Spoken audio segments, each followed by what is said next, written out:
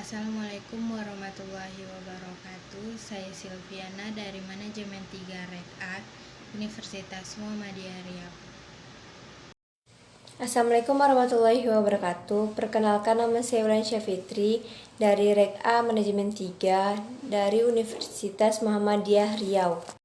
Assalamualaikum warahmatullahi wabarakatuh. Saya Anita Khafifah dari Manajemen 3 Rek A, Universitas Muhammadiyah Riau. Perkenalkan, nama saya Rahmat Rivaldi Herdiwan dari Universitas Muhammadiyah Riau, Prodi Manajemen. Proyek adalah suatu kabinet kegiatan-kegiatan yang saling berkaitan yang harus dilakukan dalam urutan-urutan tertentu sebelum keseluruhan tugas-tugas proyek dapat diselesaikan. Definisi manajemen proyek adalah merencanakan, mengorganisir, memimpin, dan mengendalikan sumber daya perusahaan untuk mencapai sasaran jangka pendek yang telah ditentukan. Selanjutnya, penentuan waktu. Dalam manajemen proyek, penentuan waktu penyelesaian kegiatan merupakan salah satu kegiatan awal yang sangat penting dalam proses perencanaan, karena penentuan waktu tersebut akan menjadi dasar bagi perencanaan yang lain, yaitu A. Penyusunan jadwal atau scheduling, anggaran atau budgeting, kebutuhan sumber daya manusia, dan sumber organisasi yang lain. Yang B. Proses pengendalian atau controlling. 3 fase manajemen proyek. Yang pertama, perencanaan. Fase ini mencakup penerapan sasaran, mendefinisikan proyek dan organisasi timnya. Yang kedua, penjadwalan. Fase ini menghubungkan orang, uang, dan bahan untuk kegiatan khusus dan bahan untuk menghubungkan masing-masing kegiatan satu dengan yang lainnya. Yang ketiga, ada pengendalian. Perusahaan ini mengawasi sumber daya, biaya, kualitas, dan anggaran. Lalu ada CPM, yaitu suatu metode perencanaan dan pengendalian proyek yang merupakan sistem yang paling banyak digunakan di antara semua sistem yang memakai prinsip pembentukan jaringan. Lalu ada perhitungan PERT dan CPM. Yang pertama, draw, menggambarkan network suatu proyek sesuai jalur pada masing-masing proyek. Yang kedua, estimate, mengestimasi waktu masing-masing aktivitas. Yang ketiga, analis, menganalisis seluruh diagram network untuk menentukan waktu masing-masing kejadian. Yang keempat, path critical pattern. Untuk menentukan lintas kritis diperluas langkah sebagai berikut. Yang pertama, forward pass, backward pass, dan kelonggaran waktu. Baiklah teman-teman, ini adalah salah satu contoh soal kasus CPM. Kita akan membahas ya, langsung saja. Baik teman-teman, kita akan bahas soal yang saya tampilkan tadi ya. Nah, nanti boleh teman-teman mundur lagi ke belakang untuk melihat soalnya ya. Nah, yang di nomor 1 ini yang A, saya akan menjawab yang jaringan kerjanya dulu. Nih, ini tadi pertanyaannya di jaringan kerja. Jaringan kerjanya saya gambarkan seperti ini ya, seperti ini jaringan kerjanya. Kenapa? Karena A, B, dan C itu adalah kegiatan awal, tidak ada kegiatan pendahulunya. Yang namanya kegiatan pendahulu itu seperti misalnya D, kegiatan pendahulu D itu adalah A, maka dibuat seperti ini, A ke D. Setelah melakukan kegiatan A, maka kita melakukan kegiatan D. Mungkin sudah paham teman-teman. Nah, setelah itu kita tinggal sesuaikan saja. Kita cari dulu kegiatan awal yang tidak ada pendahulunya itu kegiatan yang mana. Setelah kita data, kita sesuaikan, maka sesuaikan lagi ke setelah kegiatan pendahulu, maka kegiatan apa yang akan dilakukan ya. Nah, sampai ke akhirnya yaitu kegiatan M. Ini kegiatan penutup. Tidak ada lagi kegiatan setelah ini ya, karena tidak ada tanda panah M, J, dan L. Ya, ini ketiga ini adalah kegiatan akhir. Nah, ini yang dimaksud namanya activity on node, dimana masih berbentuk huruf ya, kegiatan gitu, masih bercabang, masih terlalu rumit untuk digambarkan atau dibaca. Maka setelah kita mencari activity on node ini, kita konversikan ke activity on row dimana activity on a row ini dia dipermudah lagi tampilannya menjadi seperti ini ya. Nah, dirumuskan lagi seperti ini. Titik 1 ke titik 2 itu adalah kegiatan A. Titik 1 ke titik 4 ya, itu adalah kegiatan B. Titik 1 ke titik 5 adalah kegiatan C. Nah, dari mana kita menentukan titik-titik ini ya? Itu semua rutenya itu sudah ada di soal tadi. Nah, teman-teman bisa mundur lagi nanti ke belakang. Teman-teman lihat nanti A itu rutenya 1 sampai 2. Rute B 1 sampai 4 ya. Terus rute C 1 sampai 5. Ya. Rute D itu titik 2 sampai 3. Nah, begitu sampai ke rute M. Nah, karena J tadi, L dan M itu kegiatan akhir, nah seperti ini. Ya, nih J itu berakhir di titik 7. M juga berakhir di titik 7 dan L berakhir di titik 7. Nah, ketiga kegiatan ini berakhir di titik 7. Artinya apa? Ketiga kegiatan ini adalah kegiatan akhir, di mana tidak ada kegiatan lagi setelah kegiatan ini dilakukan gitu. Oke teman-teman, kita bahas lagi ke soal yang B. Oke teman-teman, di sini saya akan membahas tentang soal B tadi ya. Soal B di metode CPM. Tadi soalnya di mana klien itu meminta untuk proyek kegiatan D, H, dan J itu dipercepat. Maka tentukan nilai ES, CF, LS, dan LF. Nah, ya. Kita cari tahu dulu untuk waktunya. Kegiatan B dilakukan selama 2 hari, A 5 hari, C 2 hari. Itu sudah ada di di soal tadi ya. Soal tadi sudah ditentukan, tinggal diinput saja. Yang beda adalah di D ini kita ambil kegiatan cepatnya, bukan kegiatan normal ya. Nah, setelah kita input semua, maka kita akan mencari ES dan EF nya terlebih dahulu. Mencari ES dan EF ini kita menggunakan teknik forward pass, di mana kita harus mencari angka terbesarnya terlebih dahulu ya. Jika terdapat pertemuan 2 atau lebih anak panah, contohnya seperti ini nih, titik 1 ke titik 4 itu ada 2 cabang ya. Pertama dari titik 1 ke titik 4, terus ke titik 3 ke titik 4, dia ada 2. Nah, percabangan inilah nanti berlakunya forward pass, di mana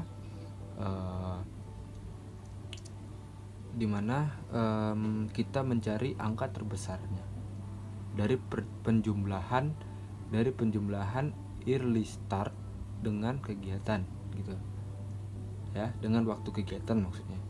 Nah, seperti ini contoh ya. Setiap kegiatan kita mulai dari 0 ya, dari 0. Nah, 0 karena waktu pengerjaannya kita mulai kegiatan A dulu ya. Kegiatan A 5 hari ya pengerjaannya. Oke.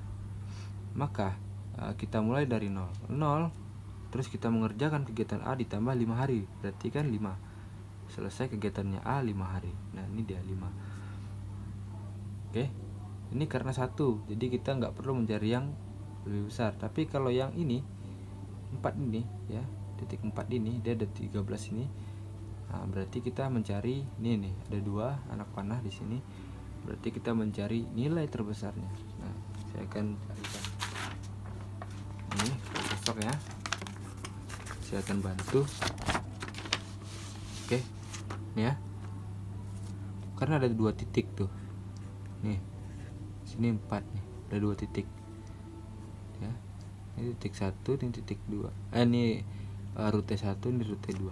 Kita harus mencari yang terbesarnya dulu. Ya, yang terbesarnya dulu. Nah, rute yang ini, yang 1 ke 4 dan ini 3 ya, rute 3 ke 4 ya di sini ya pertemuannya ya. Oke. Rute 1 ke 4 itu waktunya kan 2 hari pengerjaan B kan. 0 ditambah 2 kan berarti 2 di sini. Kita letakkan sini dulu 2. Nah, yang 3 titik 3 ke 4 ini kan titik 3 kan 10. early startnya ditambah 13 dong. Nah, disinilah kita mencari nilai terbesarnya.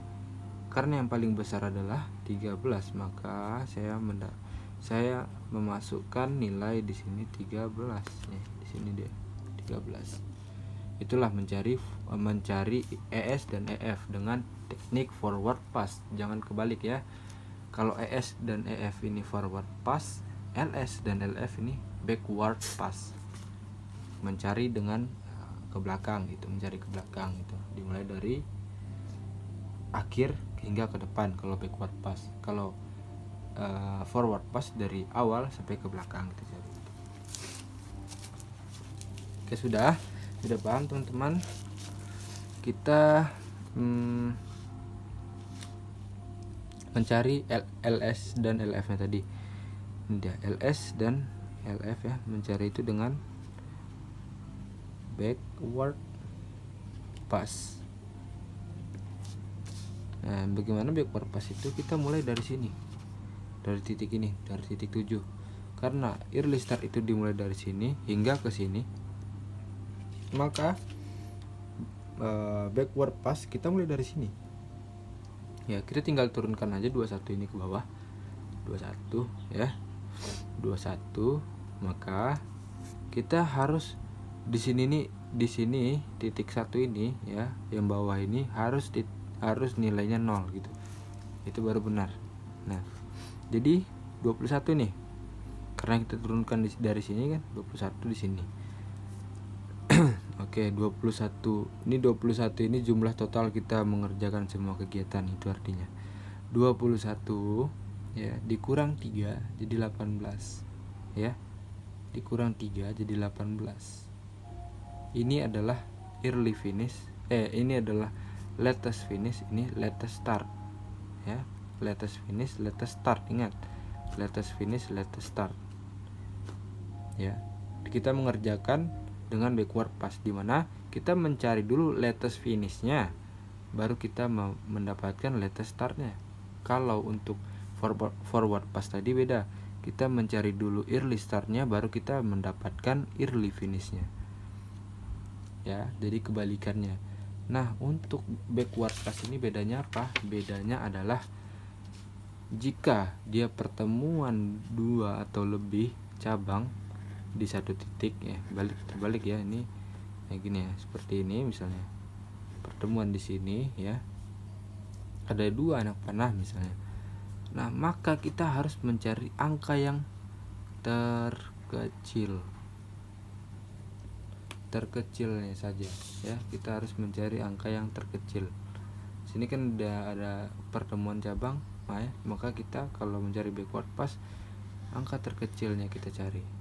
Contohnya bang seperti apa gini ya. Contohnya ini dia. Nih, saya kasih contoh. Di titik 5 ini ada pertemuan ya. Pertemuan titik 6 ya dan 7. Nih di titik 5. Maka kita akan mencari titik 5 misalnya ya. Karena di titik 6 ini 18, berarti kan 18 di sini misalnya. 18 ya. Di titik 6 nih. Titik 6 18 dikurang 4 dengan kegiatan A tuh kegiatan K ya, dikurang 4. Nah, ini dia.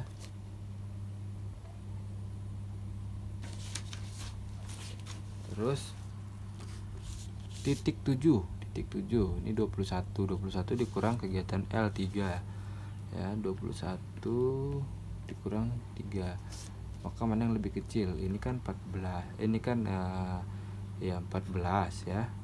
Nah, ini kan 18. Oke ya. 14 sama 18 mana yang lebih kecil? 14 kan?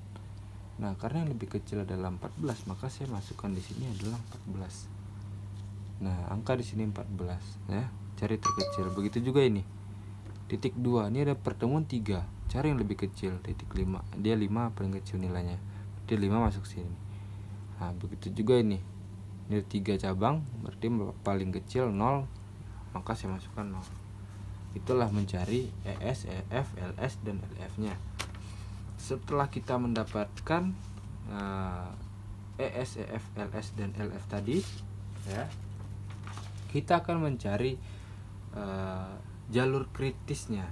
Nah, itu masuk ke soal yang C. Kita akan mencari soal yang C. Baik teman-teman, sekarang kita cari jalur kritisnya, yaitu ADGIM yang sudah saya buat ini ya. ADGIM ini adalah jalur kritis.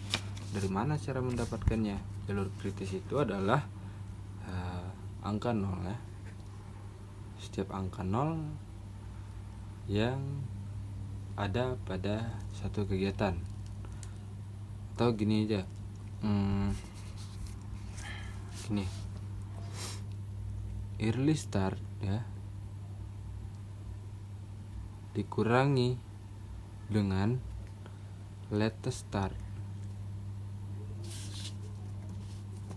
Sorry nggak kelihatan ya. Ini dia, early start dikurangi dengan latest start, maka itu adalah jalur kritisnya. Contohnya seperti apa? Seperti ini ya. Kita lihat. Kegiatan A, early startnya 0. Early startnya 0 dikurang latest startnya kegiatan A adalah 0 juga. Maka 0 dikurang 0 sama dengan ke 0 ya. Nih, berarti A masuk kepada jalur kritis. Terus saya menemukan lagi di D. D ini early startnya 5 dikurang ya D, 5 dikurang 5, latest startnya 5 juga, kita kurang 0 ya. Setiap yang hasilnya 0, jika di ES dikurang LS nya hasilnya 0, maka itu adalah jalur kritis. Berarti AD ya, G, I, dan M itu adalah jalur kritisnya. Nah baik, setelah kita menemukan jalur kritis, nah kalau kita masih bingung, gampang menentukannya betul atau tidaknya. Kita lihat lagi di sini. Total pengerjaan di titik 7 itu 21 hari. Artinya apa? Kita melakukan seluruh kegiatan ini ya, itu memerlukan waktu 21 hari. Nah, untuk kita mencari tahu betul atau tidak jalur kritis yang kita cari itu adalah begini caranya. Ya. Waktu dari kegiatan A ditambah kegiatan D ditambah kegiatan G ditambah kegiatan I ditambah kegiatan M ditambahkan. Kalau hasilnya sama dengan ini ya, dengan waktu keseluruhan hasilnya sama, maka jalur kritis yang kita cari tadi benar. Oke, udah ketemu jalur kritis, maka kita masuk ke soal yang D. Soal yang D itu adalah waktu penyelesaian dan total biaya. Ya, kita mencari waktu penyelesaian dan total biayanya. Baik teman-teman, ini saya sudah menemukan hasil dari total biaya ya. Total biaya yang akan dikerjakan, proyek yang akan dikerjakan, berapa sih total biayanya gitu. Oke, untuk total biaya ini kita hanya tinggal memasukkan ya waktu pengerjaan ini. Waktu pengerjaan ini tidak terlalu penting sih, cuman hanya saja untuk membedakan ya, membedakan kita menggunakan waktu normal ataukah waktu cepat seperti yang D ini ya. Ini saya masukkan waktu cepatnya, sehingga kan harganya tadi udah ada di soal ya, sehingga saya masukkan juga di harganya ini, harga untuk biaya cepat gitu ya kan. Nah, jadi di sini kita tinggal masukkan saja nih biaya normal, nih biaya waktu cepat, Ya, ini biaya normal, biaya normal, biaya normal, biaya waktu cepat, biaya normal, biaya waktu cepat, biaya normal sampai dengan M. Ya, terus kita jumlahkan saja. Maka total biaya langsung adalah 1.250.000.000 rupiah. Ini dia totalnya. Ya, karena ini dalam ratusan ribu tadi. Oke. Total biaya langsung sudah kita tentukan. Untuk waktu penyelesaian ya, waktu penyelesaian itu kita tinggal lihat sini. Waktu penyelesaiannya itu adalah ini dia. Nah, 21 hari. 21 hari atau di jalur kritis bisa kita lihat 21 hari. Itu waktu penyelesaian dari proyek yang akan kita kerjakan sesuai dengan permintaan klien ya. Untuk Gantt chart-nya, Baiklah teman-teman, chart-nya, ini adalah Gantt chart yang telah saya buat. ya, untuk Gantt chart lagi ya.